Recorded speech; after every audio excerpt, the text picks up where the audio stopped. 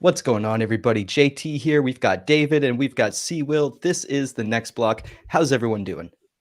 Oh, well over here, man. Happy to be on the next block. It's Wednesday. What's good, y'all? Heck yeah, been doing good. The weather finally, the hurricane really took away all the humidity here in South Florida. So the last few days have been perfect where I'm at. Obviously, thoughts and everything goes out to the people who were worse affected by it down south. But glad to be back home and glad to know that at least for now, we don't have to worry about any crazy weather. How you doing, JT? I'm doing well. I mean, that storm that hit Florida, I mean, thank God David's okay, of course, but it's made its way to the Massachusetts area. So we've had a lot of wind and Mm. rain, but of course, nothing concerning. So, of course, doing pretty well over here, staying busy, staying on top of all this news during the bear market and just keep on keeping on. Yeah, let's talk about some of that. So what are you guys seeing out there right now in the market? Obviously, there's a lot going on, but what are you guys seeing, doing, things like that?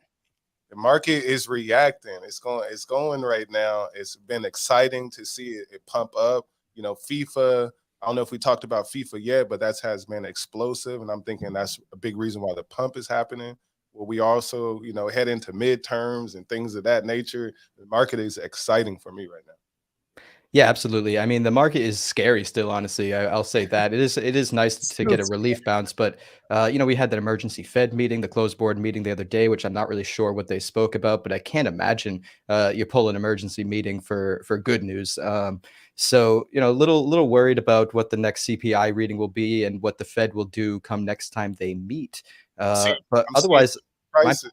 my plan hasn't changed. I mean, just dollar cost average into the assets I like to buy, and otherwise just stay along for the ride. This is a great time to start learning about new projects and all the builders in the space, and just really build a better understanding of what might come into play the next time the markets are looking a little better. But I just Yeah. want to let everyone know that's tuning in now, because we've got a couple more people tuning in that feel free to leave a comment, leave a chat. We'll definitely talk about any topics you guys want to chat about. We also have on deck Michael Carpentier, the CEO and co-founder of Vesta Equity. We'll pull him up in a little bit, so definitely prepare some questions for him. David, I don't know if you want to talk about the meetup that you have going on, or if we want to hold on Yeah, yeah, hold on yeah. to I will, that. I will here in a second. I'll also say this just about the overall market conditions. I saw a tweet that or graph. Obviously, everybody's tweeting graphs right now because that's just the thing to do: draw lines and act like you know where it's going. But I did see something that was interesting, and it showed that on this bear market, right, that Bitcoin crossed over the 40K area like 100 and something times, or it was a lot. I don't know the exact number. I could be hyperbole, but it was a lot, right, of going up and down below before dropping 10,000, right? Then it did the same exact thing in the 30K range, right? Almost the exact same amount of times, bouncing right around up above 30,000, below 30,000 before dropping another 10K. It is right now done the same thing at 20K, and as we're saying this, Bitcoin this morning's back above 20,000 again. Are we going to see another 10,000 drop down to the 10K levels, or maybe not? Maybe we see it drop, to 14, 13, something like that. But JT, I'm right there with you. I mean, obviously, I'm buying more of what I want to buy with Algo, and there are a few other things out there that I'm, DeFi I like for the long hold. DHarm is another ASA that I think is building something with utility. Love the NFTs that are growing on Algorand, although I do think that Algoana kind of sucked all the liquidity in the Algorand NFT space. I think that's why you're seeing a lot of projects kind of postpone some of their things that we've seen. But overall, I mean, I'm bullish, but I still am not sold that we won't see some, lower lows coming, here. You could see some lower lows coming. Now, see what your point, FIFA, I do think did a great job. It was a successful launch, right? It's not like they're trying to sell out or anything, but at least the user experience was pretty good. Their response to some of the issues that people were having was fast and quick. So that's exciting to see. I don't really think we'll see the real weight of FIFA, though, until the World Cup actually starts. But active addresses are going up. People are learning about Algorand. You guys are doing a great job going all the way out to Iceland. You and Crypto Bomber Crew and doing your stuff. So there's a lot of reasons to be bullish. I got my JT. If you want to throw it up, if anybody who's watching right now in the comments is in the St. Pete, Tampa area, or even if you're somewhat close in the Florida area and you want to come hang out and chatted up with the Algorand community that's here in our area. We're going to be hosting an event at a really cool location in St. Pete, the Pier, which is a bar at the top level at the very end. And we're going to be giving away some sick NFTs, which is the Mingo you see in the top left and the Tamer in the top right. Both of those floors are like at least 1,000 algo or close to it. So some really solid, two people are going to win some solid NFTs. So excited about that. But no, like you said, couldn't be more bullish, but definitely there's reason to fear, the impending, what's coming, right? I sent out a tweet today that was like, I'm tired of all this recession talk. Like, we're in a recession, but are we going to go to the next step, which is a depression and whatnot? So I'll say, listen, we already went down about 90%. So I'm okay. The worst for me has already happened. I've seen the bad. Well, some bads go. I'm not sold, man. It could still go down another 50 from where it's at. If it does, I tell folks, man, have your cash ready. Make sure that you building your business, because this is going to be an opportunity to build wealth for the next few years. Oh yeah, it's going to hurt in the short term, but I'm 5 years out in the future, so I'm smiling right now. Like, let's go. I know, and there's a huge opportunity, I feel like, and this could be a good segue to bring on our guest, but the real estate market, right? We're seeing it cool off a little bit. Obviously, some prices in my area, at least, are going down. I'm starting to see, like, when we first moved here, getting a 3-bedroom apartment or something was not even heard of. Right now, we're able to find some of those 2-3 bedroom apartments, and not at really bad prices. So we're seeing that kind of cool off. And outside of just the crypto market, you're going to see a lot of potential for people buying up properties to be able to make a lot of money in the upcoming bull market. What are you guys seeing there, JT? I would actually mostly agree. I do think housing prices could come down, at least in certain parts of the United States, especially as interest rates continue to rise and stay high for an extended period of time. I mean, I have a anecdotal experience because I am a realtor in my day job, although after my last clients, I've just been focusing on this and I haven't picked up any new ones. But with my last clients at the beginning of the year, they were about pre-approved for about $400,000, and this was when interest rates were still around 2-3%, something of the sort. And then interest rates basically tripled over a 4 to 6 month period, and their financials didn't change at all, but then they were pre-approved at the end for about $275,000. So their cost to borrow went up so much that what they could afford for a house drastically reduced, which makes things pretty difficult for first-time home buyers. So I am kind of hoping prices come down significantly enough that maybe the Fed U-turn happens closer to the bottom of the market and interest rates start to go back down while prices are a little cheaper, to give people, a little bit of an opportunity. And we definitely should segue into our guest. I just want to answer this one quick question we have from Dennis Bad Taxi. This showed up a little bit early while we were talking about the Fed, and he asked when the next meeting was. So right here, we've got the FOMC meeting dates. The next meetings are November 1st and 2nd, and it's usually on the second day that they announce the rate hike. So about November 2nd is the date we're looking at. So October's a full month out. So I wonder if that's when you may see some type of relief bounce, right? Not knowing what's coming. And then, they bring the hammer down. Everybody thinks maybe they're going to be dovish. And, we get that hammer. And I'll say this, the chart of Algorand, like when I look at it, I just keep thinking we could be in a spot like right when Algorand launched, right? It had that horrible, launch with the tokenomics and everything. It brought it all the way down. But then it had a moment where for about a month, 2 months, it went all the way up and more than doubled before crashing another like 80%. Obviously, that was COVID. I'm not saying we're going to have, a COVID-esque level, type thing happen, but it's, I still think the cards are on the table for something like that to play out. We may see a relief bounce this month. We may not, I don't know, but I'm still hedging that there's still some blood in the streets to come. Yeah, and it's all speculation, as you said, that I don't think we have another COVID-like scare, but I mean there is kind of that weird backdrop of World War III that is kind of terrifying the market a little bit as well. North Korea firing missiles over Japan. I mean, anything and everything they could put in the news to put fear in the market. I mean, it's gonna come. So you just got to be ready for it mentally. I feel like is the game. Well, let's talk about real estate, because real estate's going to be here, for, basically forever. So everyone's going to need a place to live. So let's bring on our guest. We've got the great Michael Carpentier here. He's the co-founder and CEO of Vesta Equity. It's a pleasure to have you here, Michael. Well, I'm very happy to be joining you guys. Listening to you guys backstage, though, was a little depressing. Sorry about that. Well, which parts in particular? World War III, financial collapse, depression, recessions. Hey, Well, I try to let's- bring some good vibes into it. Like, You did. Yeah. Let's put it this way, though. I mean, they do say that the best time to buy any good asset is when there's tremendous fear in the market. So this could be, you know, a generational opportunity to some degree. Yeah, I agree. I mean, the world's a dangerous place, right? You've Yeah, got of course. dictators running around the world with nuclear weapons, threatening to use them. You've got a war, an unprovoked war in Europe, which we haven't seen since Second World War, or even the crisis in the Balkans. So yeah, it's a scary place. And then we've got a Fed who, in my opinion, sets an arbitrary inflation rate that everyone goes, oh yeah, it should never go beyond 2.5%. But why does that 2.5% exist? Why is inflation pegged always to be at 2.5%? Does 6% make sense or more make sense in today's age, right? That arbitrary number was set decades ago. Does it still make sense in today's economy where technology is having a massive impact on the progression of things compared to what it did 30, 40 years ago? So there's lots of things going on. It's a complicated world out there. I always feel that you've got to focus in on what makes sense, look at the fundamentals, and if it works, it's going to do well in the long term. And I like what you guys were saying, some of your, build for the future. And this is what it's all about. If you look and you take the long-term view, you'll do well. Sure, there's opportunities and the up and downs along the way, but take a long-term view and you'll always be successful.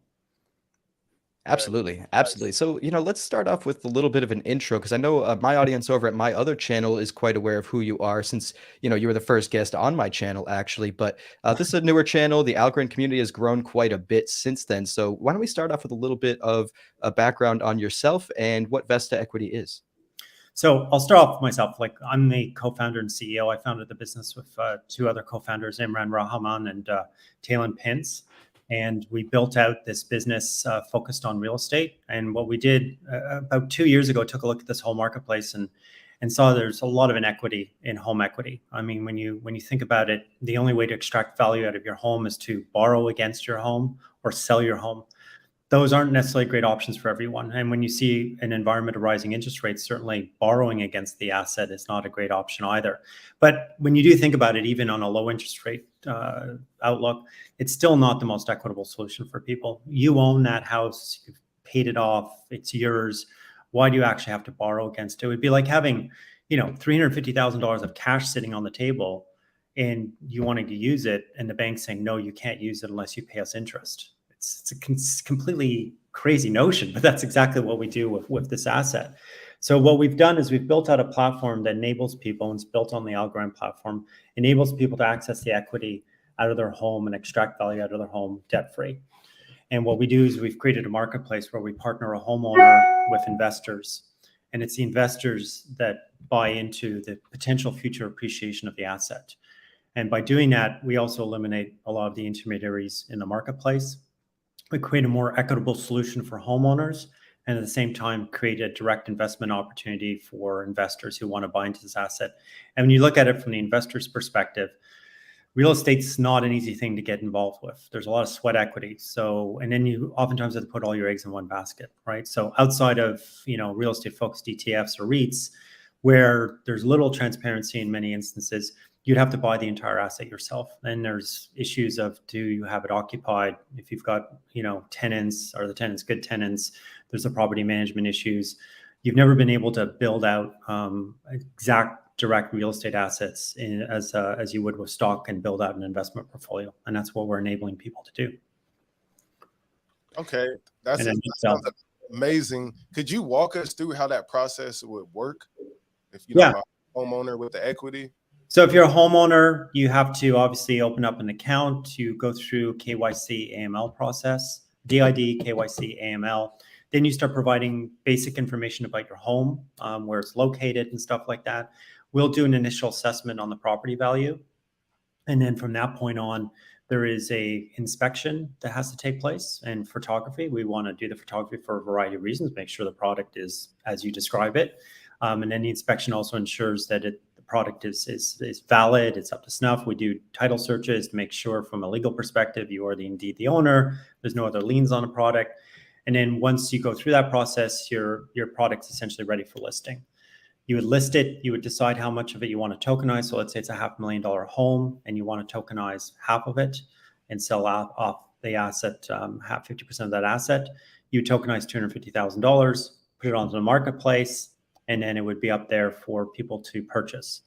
An investor can take a look at that asset and say, I think it's not quite worth that much, and there's the ability to offer counter offer on the platform. Investors are obviously going to look at establishing a greater yield on any investment they're making, so that opportunity does exist on the platform. And then from an investor's perspective, they also go through a similar onboarding process.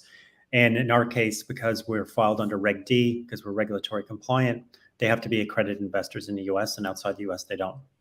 It's a very simple, it sounds simple. There's complexity behind what we're doing, but we've made the process very simple for both a homeowner and investor to get onboarded.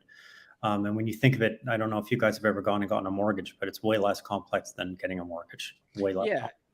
Kind of stemming off that, my background before I started, really getting into crypto, I worked at a credit union for 7 years. And then I worked for a mortgage lender, Amerisave, for, about a year or so. So I was doing home equities for clients and customers for many of those 7 years when I was at the credit union.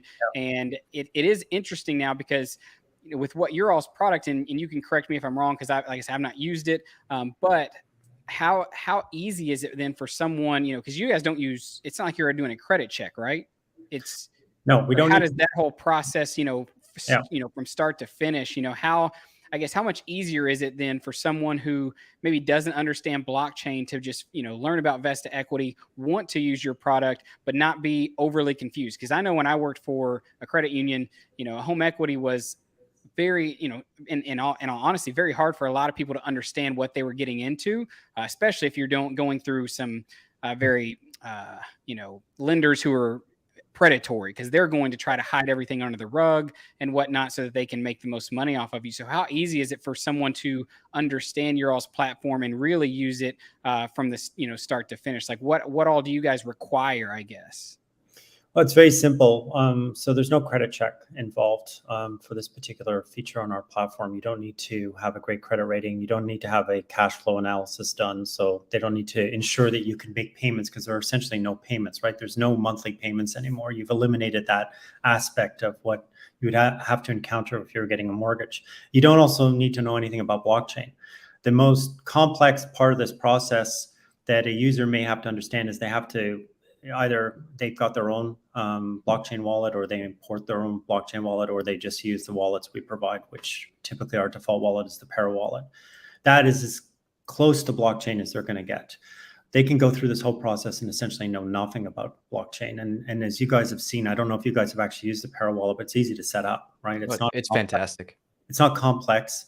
Talon Pence is a former founder of the company, and he's the CEO of Para wallet. And one of the reasons why we use it, it's simple. And our mantra and the mantra of this company is to keep everything as simple as possible, so that users don't need to know anything about blockchain. It's like, if I've got a cell phone, I don't really care how 5G works. I just know that I know how 5G works, by the way, but most people don't care, right? Yeah. It's irrelevant to them. It's just the phone works. It's great. Bang. Fantastic. It's a great product. That is really cool, because for me, one thing that really attracted me to Algorand and in the crypto space was because I saw how much, illegal things were still happening right in the lending markets, right? I worked at a credit union. I saw many applications go over and knew that, behind the scenes, the reason why they were getting denied was not because their credit wasn't good enough or they didn't have the income, but it was still, different factors, racial factors, social factors, where they lived, stuff like that. Yeah. And so the idea that smart contracts, right, and programmable money and programmable contracts for homes and different things like that is what really, interested me. So that's kind of, it's a cool aspect. What transactions are actually on the blockchain from Vesta Equity? Right now, so we launched just in March. So now we've got about $19 million worth of properties on the platform. So we're at that early stage where we're aggregating investors, and we're onboarding more and more properties. We have some properties that are part of what we call our mortgage exit feature. So we're enabling people to exit out of their mortgages. A little more complexity there, because you've got a third-party mortgage provider that needs to be bought out at some point. So right now, we're at that stage where we're about to make those transactions start happening. So we're going to see a pretty rapid sort of acceleration of transactions on our platform from a purchase of this equity over the next while. We're also working very closely with institutional investors. It may sound funny when we say we're disintermediating the market, but there's also institutional investors that get sort of intermediated and having to deal with a lot of intermediaries in the process. And we're eliminating that. So we're allowing institutional investors to buy direct. And people think, oh, institutional investors, it's so anti-blockchain. It's actually not. If you look at some of the biggest, if you look at the last financial crisis, the housing market, some of the biggest victims of the housing crisis were pension funds, because they'd invested in mortgage-backed securities, and there's no transparency with these mortgage-backed securities. In fact, I don't know if you guys are aware how many mortgage-backed securities were rated AAA when in reality 80% of them were not. I had to learn all about that when I went to work for Amerisave. Yeah, brutal. And when you think of pension funds and institution, but man, that's people's retirements, right? Yeah. So what we're trying to do is work with insurance companies, institutions, pension funds and whatnot to try and facilitate them buying these assets. And these assets are great for their balance sheet because they're stable assets that appreciate at a nice level year over year. And I heard you guys, when I was in sort of backstage talking about, where are home prices going to go? I agree with all of you. Home prices are probably going to drop off to a certain extent. I don't think we're going to see precipitous decline. Because some of the issues that are still impacting the home market are, build outs, supply chain issues, and people don't realize there's a people issue too. Schools are pumping out a lot of BAs and bachelors of this and bachelors of that, but we're not pumping out plumbers, electricians, contractors, carpenters, all really important skill sets and trades that we need to have in the economy to build things. You need people to build things at the end of the day. And that is going to be a problem in the next 10 years. We're not going to have enough people to build things. And those are going to impact the supply, which then is going to in turn impact pricing. So what we'll see is probably a decline in pricing because of high interest rates. People are going to readjust. And then we're going to start seeing prices climb. Yeah. And the affordability issue becomes a factor again, too. And our product is also built to address affordability. Yeah. I want to see people be able to buy homes. I don't want people not being able to buy homes because of this, that, and the other. That to me makes no sense. People need shelter. They need a nice place to live. A nice place to live means you can bring your family up and you can be successful as a family. So we need to be able to provide that. And affordability issue is something we're going to address by working with developers to be able to allow the developer to retain a portion of that equity, which is something they're not typically able to do. And by retaining a portion of the equity and partaking in the future appreciation of that asset, they'll be able to lower the price to a potential new home buyer. And how do you guys plan to market? Because obviously you said, you hope that you get people in who are not, so they don't even really know they're using the blockchain, which I think is great. That's the world we, most of us envision. Yeah. But, how do you guys plan to market to the greater public, right? Because obviously the Algorand community is still, I think we have like 500,000 or 700,000 active addresses. But, on a global scale in the US, how do you guys plan to reach the masses with your product, especially if we see a downturn and people maybe start needing to look for other avenues outside of, your traditional home equity line of credit or your second mortgage and stuff like that, especially if people's credits kind of go down and they're, kind of backs against the wall. Where do you guys plan to, fit in and pull that market share? It's the same as you would any product, right? You've got to get out to market through search engine marketing, the right placement of your display ads, videos on YouTube, doing stuff like this, getting out and going to conferences and events, talking to people. What you're essentially trying to do is start a trickle that turns into a waterfall. That takes time. It takes a lot of trial and error.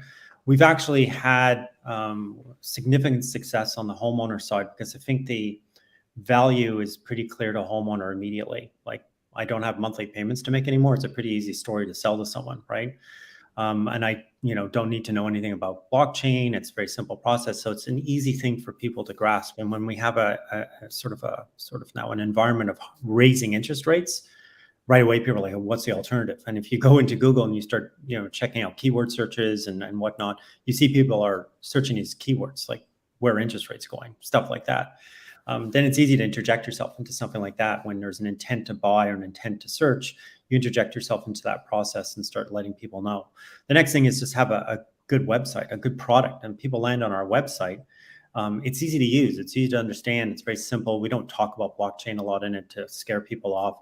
We make sure that there's no discussion about cryptocurrencies, and I certainly don't have anything against cryptocurrencies. I think they're part of the ecosystem and are very necessary. But because of the speculative nature of cryptocurrencies, people get all concerned, like, oh, I don't own ETH, I don't own Bitcoin. Is this valued in Bitcoin? How does it work? Blah, blah, blah. We're very simple. We use stablecoin on the back end. We use USDC. It's the value of the house that has to determine the value of the asset. No cryptocurrencies are involved on the back end of this. Well, stablecoin's cryptocurrency, but it's not a speculative cryptocurrency if we want to use that as a terminology. So it's very, very stable from the back end perspective. And it's simple for people to understand. The value of your house is what's the value of the house. There's nothing else affecting it. I do have a question with, like, is there any rules on what the owners of the homes that are selling the equity can use the money for? Is it like just for improvements? Like, what can they do with their money? They can do anything they want with it. It could be, we've categorized people into different groups. You know, there are groups that are going to need the money because something, you know, we call them, curveball group. Life's throwing them a curveball, right? So you need to access the equity in your home. There's nothing worse when something bad happens to you in your life and you've got to actually go borrow and spend money on interest payments. So there's that group. Then there's groups who want to pursue life interests. They've got a lot of equity in their home. They want to do something, maybe start a business, do something, travel, do something interesting. They're more lifestyle orientated and want to access the capital in their home. They would generally be dissuaded to access that capital if they know they're going to borrow against it, right? And we got to remember that 37.8% of homes in the US have zero debt against them. That's capital just sitting there stagnant in a home, not being used. And the whole purpose of capitalism is free capital and create the free flow of capital. So what we're hoping to do is also unlock some of that capital. And then we're going to have groups that want to take the equity in their home and diversify. Like, why would you keep all your equity in a home in Orange County when you could take 50% of it and buy something in Florida, something in New York State, something in Texas? And then you suddenly, your own assets diversified as well from a real estate perspective because you've partaken in other market opportunities. So what is your revenue model there at Vesta Equity? We take a fee on tokens sold. So we charge a percentage of the tokens sold. It's a one-time fee and that's it. So it's charged only when the token's sold and the asset's sold for the homeowner. So they don't get charged anything in front or anything after. It's a one-time charge and that's it. It's very simple. Fantastic. And you mentioned earlier that you have about $19 to $20 million worth of properties on the marketplace currently. Is any of that being tracked, or do you have any plans for that to be tracked by something like, DeFi, Llama, or anything else that's tracking total value locked across the ecosystems? We will be doing it. It's just a question of when we're going to pull the trigger. I don't know if we're going to do it before. Fantastic. Deshaun's tuning in, was asking the same question, so I figured I'd bring it up. Yeah, we've been very focused, as I mentioned to you guys before we started. We've been very focused on building out a incredible product for both homeowners and investors. Really addressing, we meet with a lot of homeowners and we meet with a lot of investors, both institutional investors and your average retail investor. And we talk to them. Like, we did a whole series of meetings up in Ventura County with homeowners. Then we were down in Orange County meeting with a whole bunch of homeowners. We're going to be going down to San Diego meeting with a bunch of homeowners. And we talk to them and find out what is it that you need, what do you want, et cetera, et cetera. So we're really iterating a product based on a lot of real tangible, real people feedback. And we're doing the same thing on the investor side. So we're going to be coming up with new tool sets, like something that we call the equity dividend, where we're enabling someone to leverage the equity in their home as sort of a way of providing a dividend out to the home, to the investor. Because if you live in your home for 20 years, there should be a benefit to the investor too, who's going to hold on to that asset. So what's something they can use in the home? More equity. And that's something that's come about from discussions with investors. The other thing that's come out from discussions with investors is an investor, particularly an institutional investor, wants to buy an asset and then leverage that asset right away. There's no company out there providing a one-stop shop, and we're planning on doing that, working with, it could be Folks Finance that we work with. It could be Maple Finance, where we're actually providing equity loans against that equity. And then they can turn around and leverage it on the platform and buy more assets. And that, of course, is something that would be available to all investors on the platform.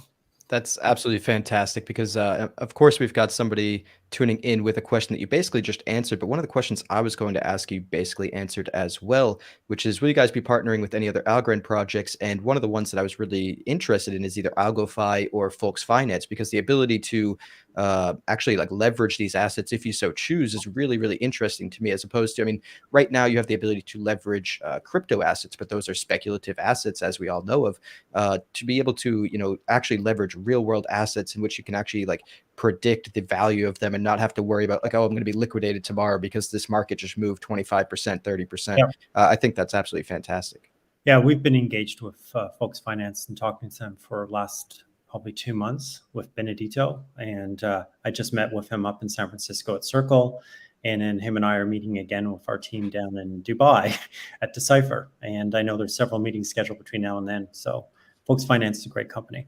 We enjoy working with them. And really so I just want to make sure that I'm understanding the whole, because I like to break it down to try to make it sound as easy as it can, right? So if I'm a homeowner right here in Florida, I would be able to go. I'm looking at your all's website right now. I see one that says it's coming soon, 472 Majestic Eagle Drive, right? Yep. And so if I have paid off my home in full, the appraised value is $500,000, and I think you guys, what's the cap? Is it up to 80% or? Yep. Okay, yeah, so we like homeowners to retain up to 20% of the asset. Okay, so then, well, just for round numbers, then home's valued at $1 million, 80%, 800,000 is what I would be able to do. So say I list it for that full 800,000, because you said earlier that there's no payments. So I guess that's the reason why you wouldn't really necessarily have to do the credit checks and stuff like that to make sure the payback is they're payback worthy.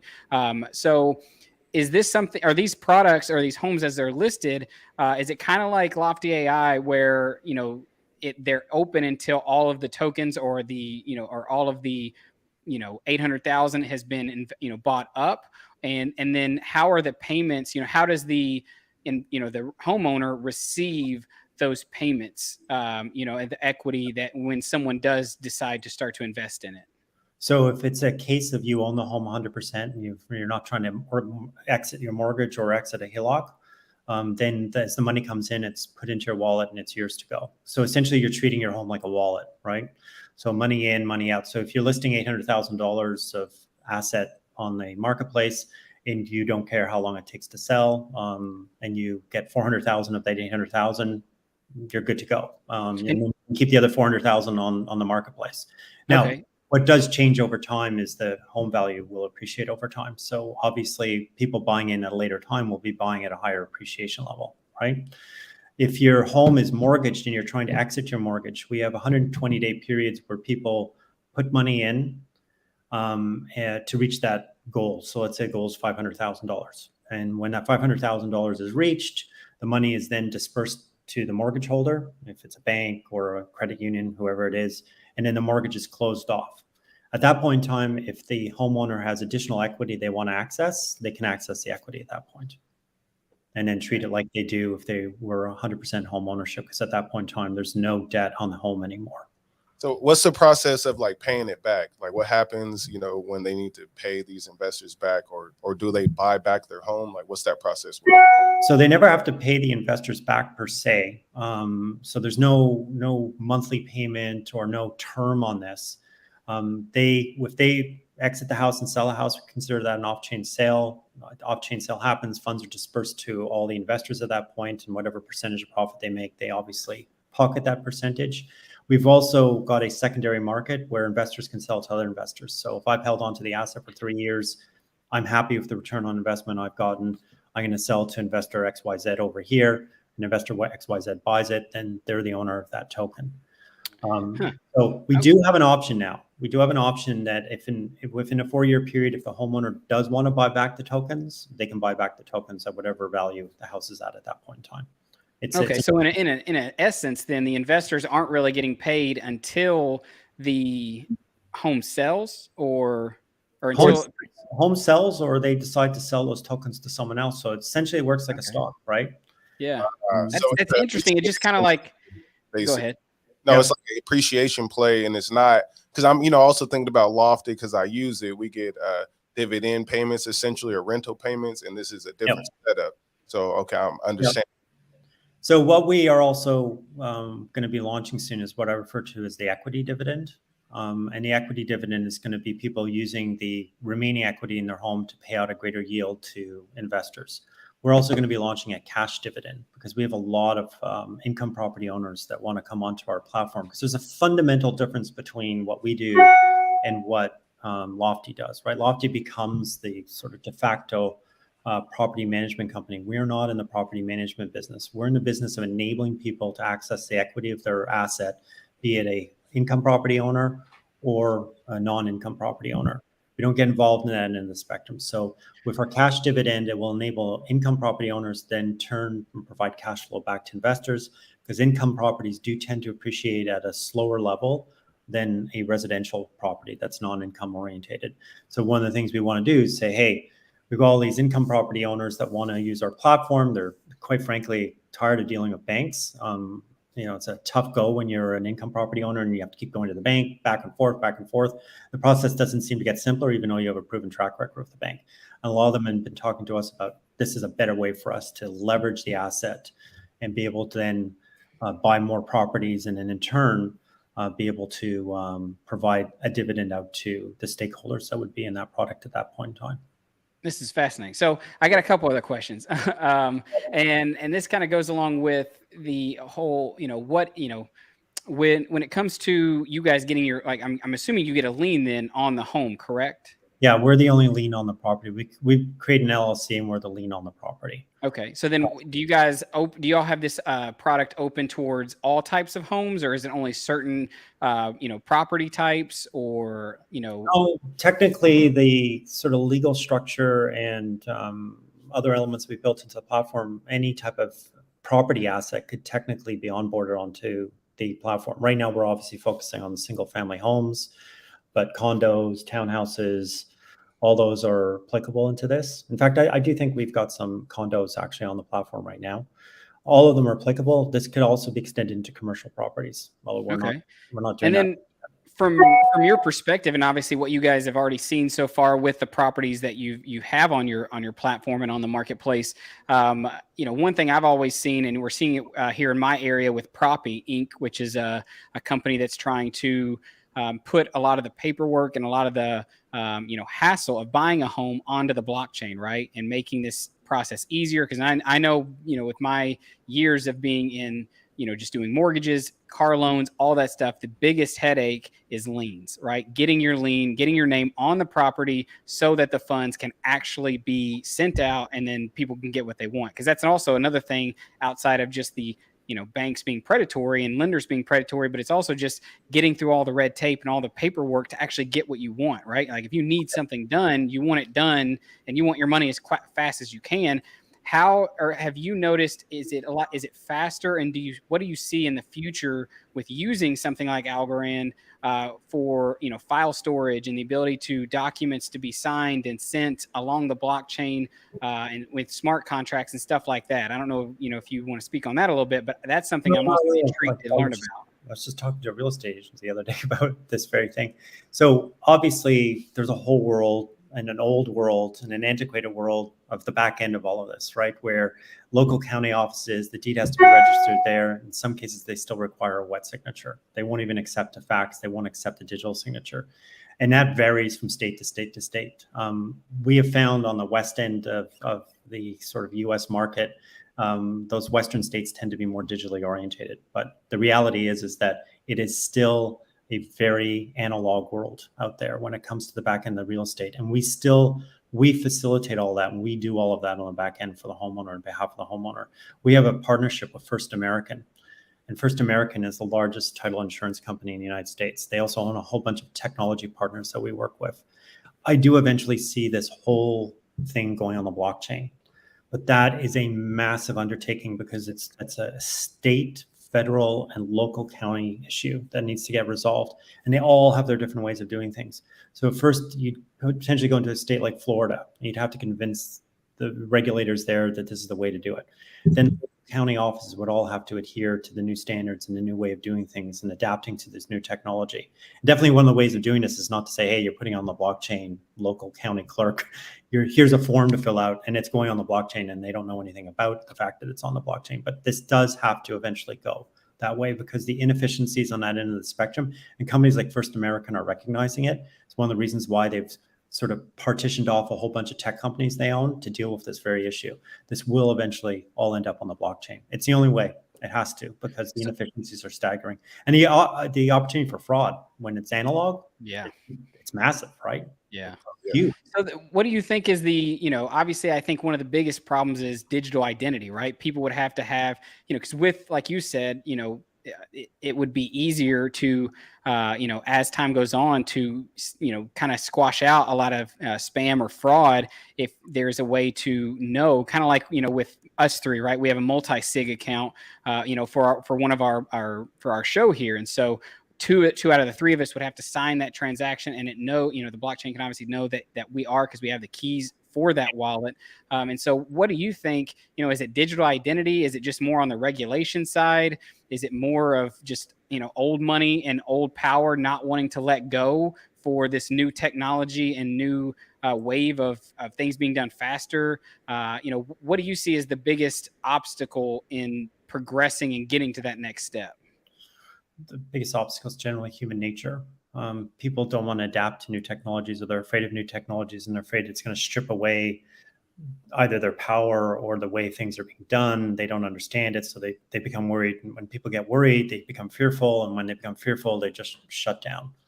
I think what we have to do as an industry and sell the benefits and say, this is not taking anything away from you. It's making things more efficient. It's making things more safe for consumers, at least when you're speaking directly to regulators.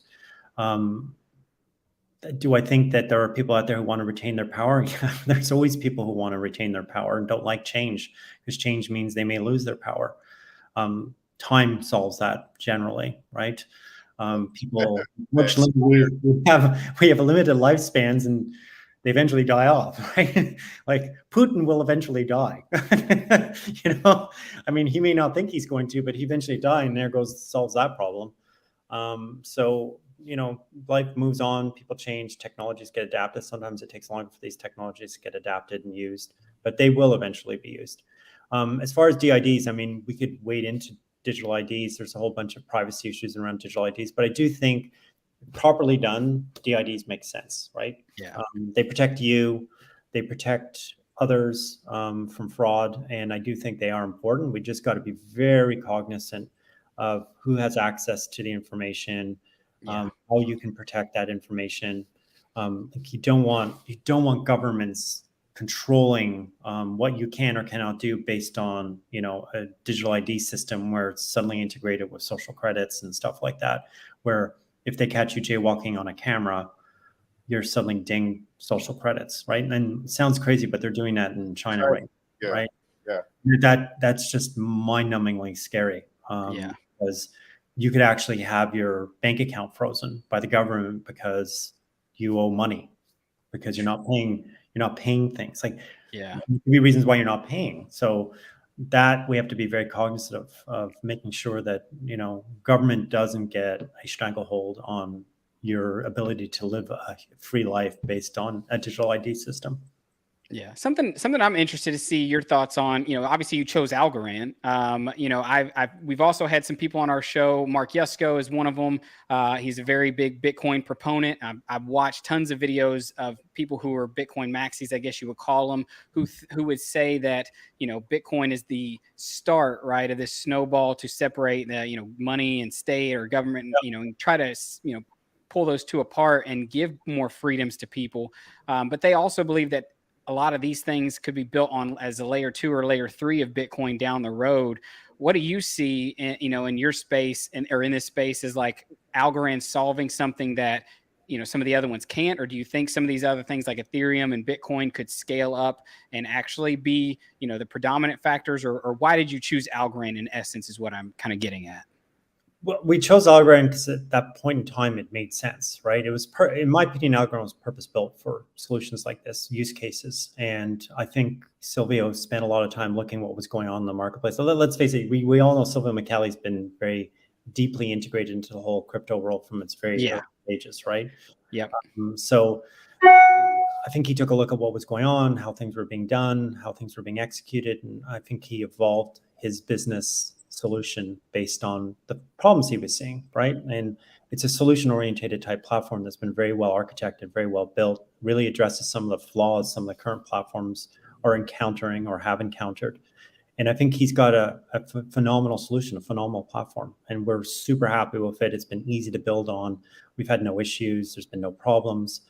I think the other ones are, in some cases, catching up and saying, oh, that made sense. I do think the market's going to be large enough that we're not going to have one Uber blockchain solution out there. I don't think that's a good thing. Even Silvio kind of says that in a lot of his interviews. I mean, then you just get another Google, right? Or another Amazon, something that just takes over the world. And then, and I know we're all like, obviously we have a show dedicated to Algorand almost once a week where we highlight it. So we obviously like Algorand, but I would think me and JT and Seal, we all agree that like Cardano, there's space for Cardano. There is space for Solana. I think, as it gets out of beta net and doesn't go down, there is space for a lot of these blockchains to, kind of keep that power.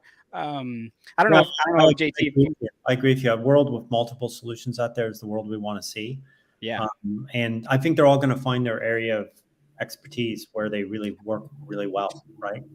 And there's so many use cases for blockchain that I think some will be very focused on the specific niche in the economy, and their application will be really good for that specific area. And I think what they're all going to do is there's going to be interoperability, right? Yeah. So and I'll say this, I don't think Algorand is actually going to be good in this area that I'm about to mention, but I kind of want to have a lighthearted discussion and get your thoughts here. What do you think about the metaverse? I really think the metaverse is going to be a big thing, but I don't know if Algorand is going to be the winner of the metaverse being built on. I think other chains maybe might have more pull in getting that done, but real estate, right? People are buying this last bull cycle. People are buying plots of land to build on, at ridiculous prices to some extent. What do you see with the metaverse and housing and like properties? Like, is it all just fancy, just, up in the air stuff? Or do you actually think that, 5-10 years down the road, home equity products in the metaverse or mortgage products in the metaverse are going to be a thing in the metaverse? Yeah. What do you see? So, I believe in real world assets. I struggle with this idea. Like, I'm not saying the metaverse doesn't have a place in the ecosystem from a technology perspective, and the applications of elements within the metaverse are definitely, there's some great opportunities. But I think, like with all things, it's early stage. There's a lot of speculation, and specifically when it comes to real estate in the metaverse, I've heard, absolutely absurd prices that people paid. I heard one guy paid $3 million for a property. I don't know how true that was, but I would have loved to have been a fly on the wall when he came back and told his partner, I just bought a $3 million home. And he or she goes, great, can I see it? Yeah, put the goggles on. Right. But you almost, and I'm not saying it's got to be like a Ready Player One, but like I look at, my son, I just had my first son was born. He's almost 4 months old. And so like, I'm starting to think more like, what world is he going to grow up in? Right. And I think Mark Yesko is one of the guys who said this before. He's like, back 10 years ago, people being on their phone, maybe more than 10 years ago, but people spending 5-8 hours a day on their phone was something that like you just wouldn't have thought of. As me growing up, I was outside all the time. I playing basketball. Literally, I didn't even have a phone, so I was like walking door to door. Yeah, I was walking door to door to go tell everybody, hey, I want to go play basketball or football. Like, it was the real world, like you said. But now, I mean, I look around and I see kids that are a year old, 2 years old, just sitting on their tablet. And obviously, I've seen the funny VR headsets where people are playing football and run into their wall, right? Yeah. I mean, it's definitely got to come along. But I think now we're starting to see that tide change of like, would it be weird to see people in the metaverse 5 to 8 hours of the day? And I think if it does ever get to that level, at that point, whatever metaverse makes it, right? Whatever worlds become the biggest and best. And then you have to think about that advertising, right? Then that property or that space in the metaverse does become valuable. So I don't know. I still sit on the, it's still in that adoption curve, and we'll see what ends up ultimately happening. But it always interests me. I love digital stuff, and so it interests me. I'm interested in it too, and it will have a value, but time will tell what that value is, right? Because at the end of the day, someone may be in the metaverse, but when they take the goggles off or whatever, they're still in their house, right? Yeah. Right. And they still need that. So it will have value. There's no doubt there's going to be a metaverse economy. It's just a question of what's going to have value, what's going to have utility. Are people going to work in the metaverse from now on, right? They don't need to go into the office, but they could feel like they're in the office. Is that going to increase the value of that sort of commercial entity that they're in? I don't know. It's an interesting question. And I think we're going to be pondering that over the next few years. But ultimately, the market will determine its value, right? Yeah. If you feel it has value, it will have value. If it's got, and value has to be driven by utility. And if it's useful at the end of the day, it'll have some value. I don't think it'll ever usurp the value of real physical assets. But at the end of the day, it will have some value, and some people make a lot of money on it, and there will be an opportunity there. Yeah, no, I agree. And even like I love the video or the movie Ready Player One, right? And it seems like not to say that that our world's going to turn into that, but there is this like dystopian, like not the poor, but like the people who don't like the real world, right? Because they can't afford the nice things. They're kind of in this metaverse because in that they can be whatever they want, they can do whatever they want, they can go wherever they want. Whereas people in nowadays world don't have that. A lot of those freedoms and whatnot. So yeah, very interesting. I just wanted to have a lighthearted conversation about that. It's good. We might, democratizing wealth is what I think blockchain can do. Yeah. And, there are so many barriers to people creating wealth. I've heard stories where banks won't lend into certain neighborhoods now because the home values are not enough and the income levels are not enough. That's mind-boggling. Like, I some sketchy stuff. Oh yeah, people should be able to generate wealth, and I think blockchain is going to enable people. We're basically putting the power of a bank and an investment tool in people's hands now, right? Right. And you won't need, you go into different parts of the world, they're gonna leapfrog us because they're not going to go through all the crap we've gone through, banks and that stuff. They're just going to leapfrog us and go straight into blockchain. And I saw CZ Binance, the obviously CEO of Binance. He was in some rural country. I don't know if it was Africa or where.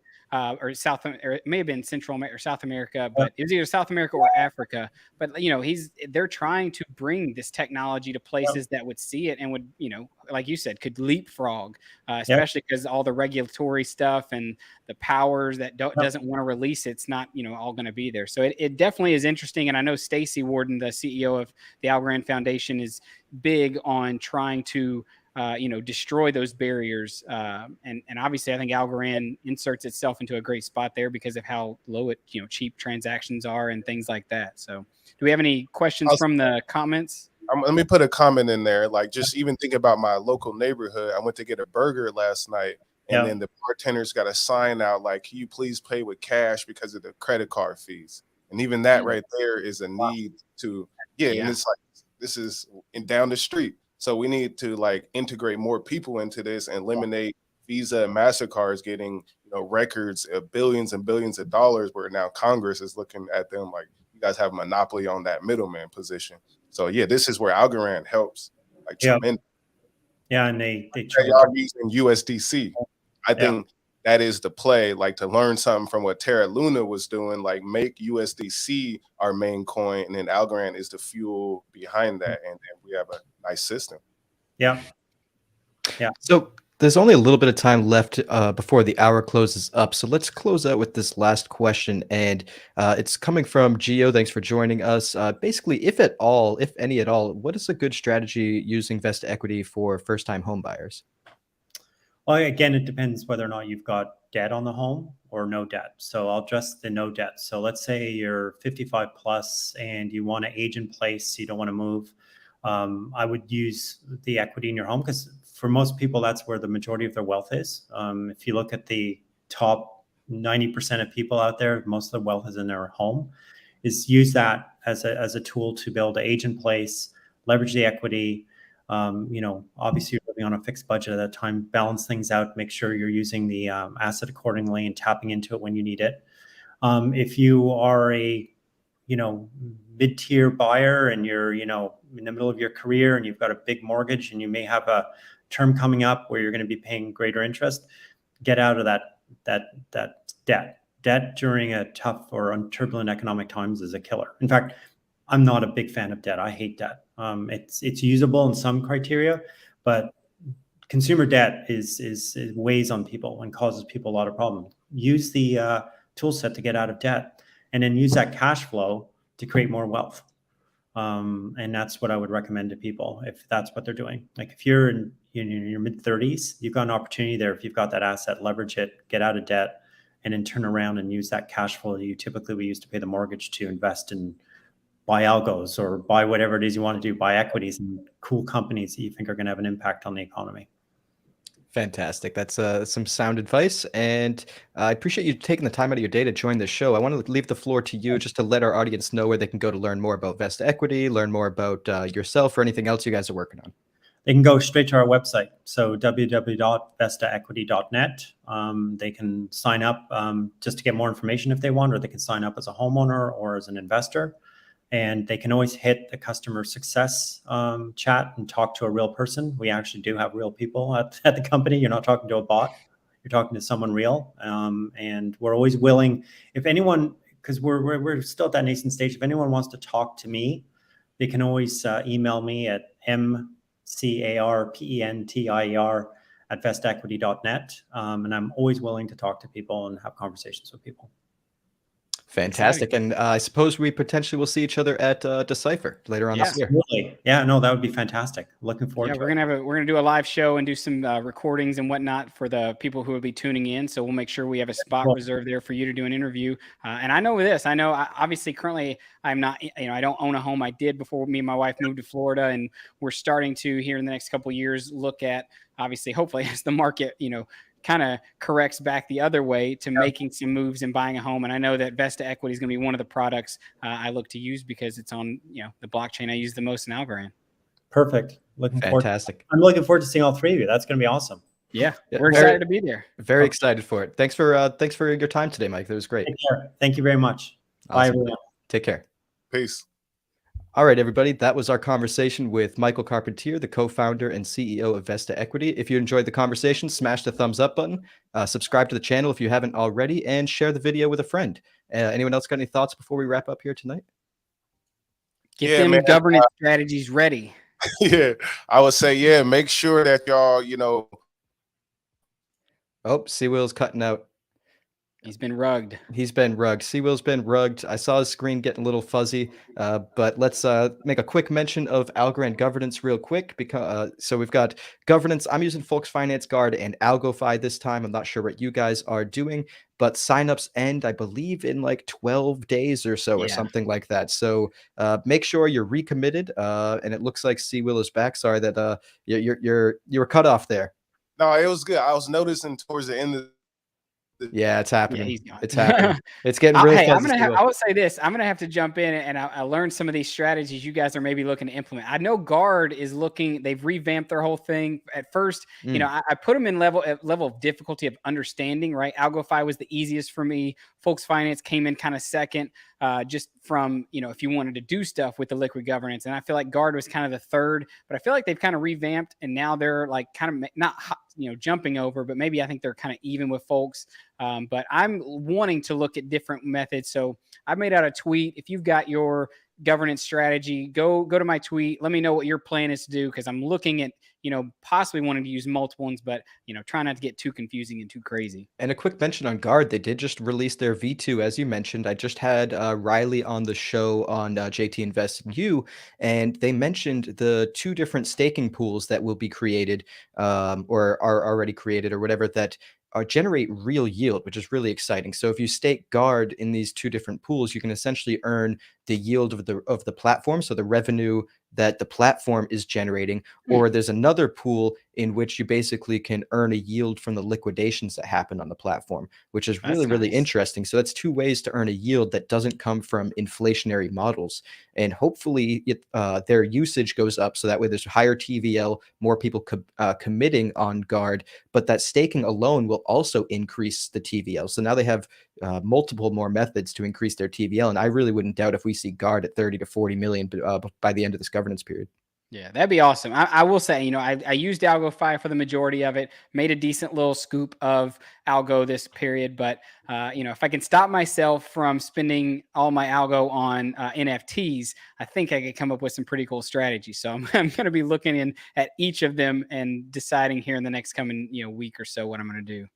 Absolutely. I committed about 3 to 4 times the amount that I committed last time, and would be great to be able to do that again next go round. I bet. I mean, hey, Mr. Bags.algo, he's jumped in, right? I saw his Twitter, like he put like 500,000 algos in folks, and now the other half, I think he put in.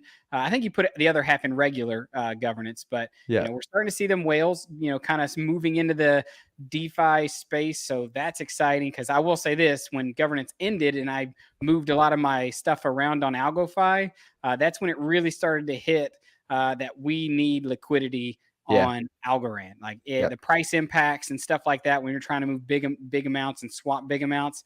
That is definitely a solution that needs fixing. And so I'm hoping that we start to see some more liquidity pour into DeFi, and maybe, just maybe, if the markets can turn around, we'll see some good times ahead. Absolutely. And on that note, let's give a quick shout out to DFly, Vestige, and Alamex for their DEX aggregation, because honestly, sometimes if it wasn't for their DEX aggregators, there would be a significant price impact. So shout out to those guys. Hopefully the liquidity problem is solved soon. But until then, if you want some fair pricing, check out one of the 3 great DEX aggregators. And until then, we will catch you next week. Who do we have on next week? Do you remember off the top of your head?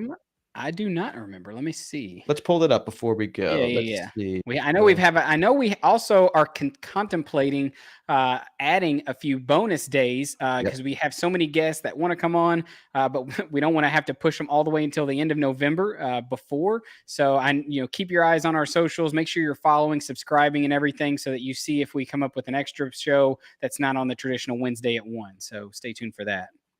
Yeah, absolutely. And let us know in the comments. I mean, I know there's only 7 of you here, but let us know if you guys, well, everyone tuned out after C-Will and Michael left, which is all right. But here it is for those tuning in that aren't watching live and might watch to the end. And for the couple that are still here, this is our guest list. And next week, we've got Zestcap and Rand Gallery coming on. And I believe there was a little bit of a merger between the two. Yeah. So that'll be really, really exciting to talk about. Then, of course, the next week after that, we have Vendible. Then we've got my old friend, actually, Evan Richard. I grew up with this kid, and he actually worked on Algorand as a developer in about at the very beginning, really. He was around even during the launch of the token.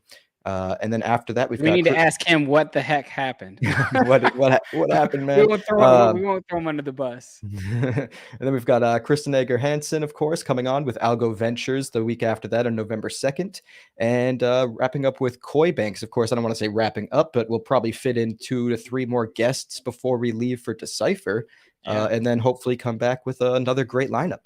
Yep, I'm excited. A lot of things are popping off in the ecosystem, especially even for our show. So thanks to everybody who watches, who stays, likes, makes comments, follows us on social media. You guys are the reason we do it. So continue to share with your friends and tell them how great Algorand is, and also how great the next block is. Absolutely. Till next time, friends.